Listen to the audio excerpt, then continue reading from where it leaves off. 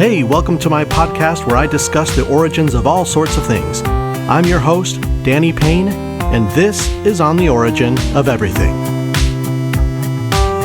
Today I'm talking about supermarkets. You know, that place where you can buy cereal, pickles, a frozen pizza, maybe even a shirt. All in one place. Out here in the West we have Albertsons and Safeway. The Northeast has Stop and Shop and ShopRite. In the South they have Publix and Kroger. And in the Midwest they have Save-A-Lot and Hy-Vee. The Midwest is a weird place. There are several others out there like Trader Joe's, Winco, and H-E-B, which I'd never heard of. Where did these things come from? How did we get here? To answer this question, we need to go back to a time when we didn't have supermarkets, which is pretty much all of human history. Supermarkets are super new. Before we had supermarkets, we had regular markets, local butchers and local bakeries. That's how people had been doing their shopping since the dawn of civilization, some 10,000 years ago. It wasn't until the 1900s that we started seeing supermarkets pop up across the country. But we can go back a little further to the 17th and 18th century to what you could say was the first retail establishment in North America, the Trading Post. Europeans were here in North America trading things for furs, and these trading posts served as centers for these types of transactions. They could be a single building or an entire town, and they existed solely for trading stuff. It wasn't until the early to mid-1800s that we started seeing general stores, where you had multiple goods being sold under the same roof, which is obviously a major component of the supermarket. But these general stores operated more like pharmacies, where they had clerks working behind a counter and you would walk up with your little list and they would gather the products for you. The weirdest part of all this for me is that this was all done on credit. They had grocer ledgers to keep track of purchases and they would collect payment on them later. I couldn't find any solid information on how they collected payment. Like, was it at the beginning of each month like rent? Was it when the tab reached a certain amount?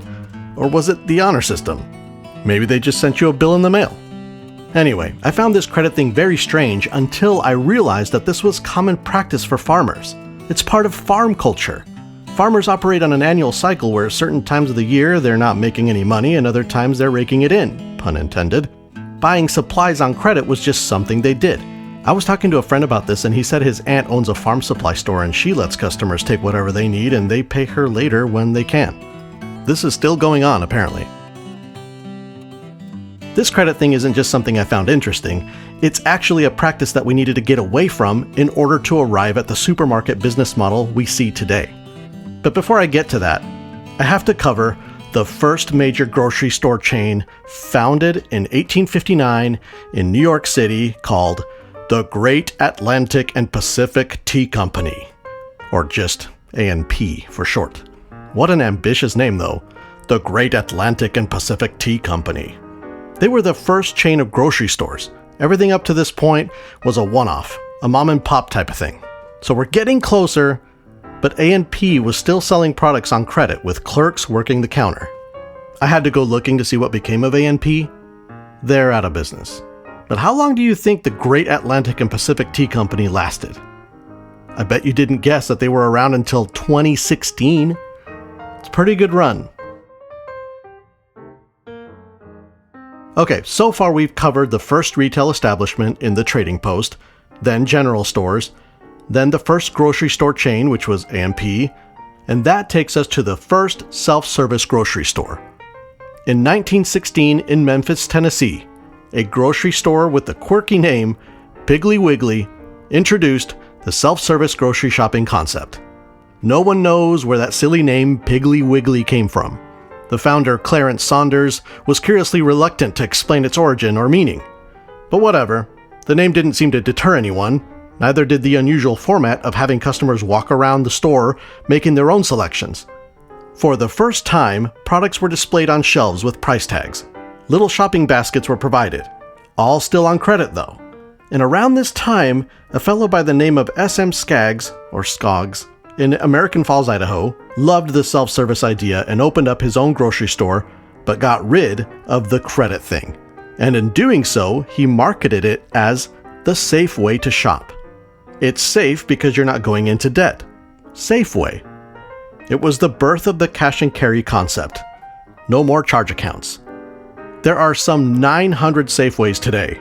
I've got one 3 blocks from my house, and I'm there almost every day.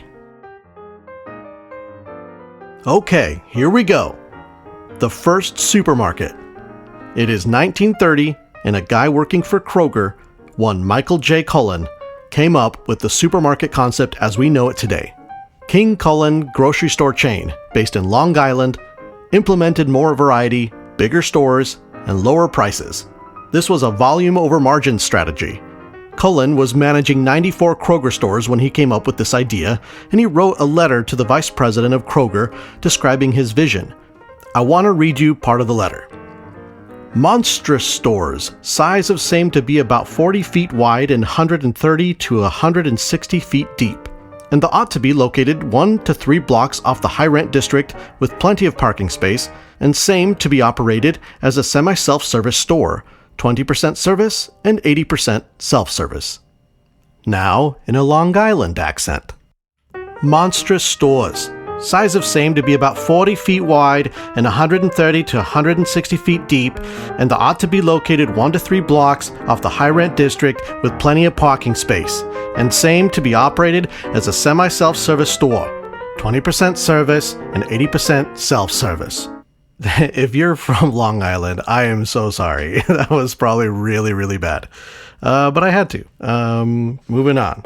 All right, so Michael J. Cullen writes this letter, and no one paid any attention to it at Kroger. So, Cullen moved his family to Long Island and started King Cullen, the first supermarket. I found 27 King Cullen locations, and they're all on Long Island.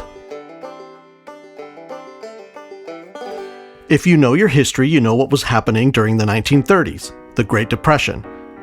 As this economic crisis was happening, almost all businesses were negatively impacted, and many of them went out of business. But supermarkets survived due to their low prices and diversity in the products that they sold. Again, during World War II, supermarkets were less affected than other businesses. The self-serve thing was perfect, as many businesses were understaffed while men were off fighting in the war. Women started working as cashiers and customers helped themselves. The post-war prosperity gave the supermarket another boost. The immense growth of the suburbs in America, spurred by the post-war economic expansion, led to supermarkets popping up across the country. They were just the right thing that came at the right time, and they've become a huge part of American culture. They even became a symbol of the benefits of our economic system to other world leaders. Who would have thought this little self-service cash and carry business model would have been so revolutionary? And folks, that's the origin of the supermarket. To sum it up, it was Michael J. Cullen in 1930 on Long Island, but that doesn't tell the whole story now, does it? Stick around for part 2 right after this.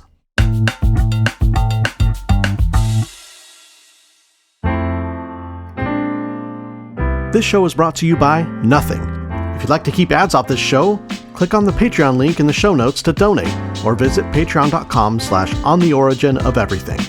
Another way you can support this show is by simply following it, or sharing it, or giving it a 5-star rating and review. And to suggest topics for future episodes, send an email to info@ontheoriginpod.com. Now back to the show. Part 2 of this episode is on the shopping cart. If you recall, the first self-service stores didn't have carts, they had baskets. The shopping cart was invented by a man named Sylvan Goldman, patented in 1940. Goldman had been in the grocery business a long time and had just opened his own chain in Oklahoma City, named Humpty Dumpty.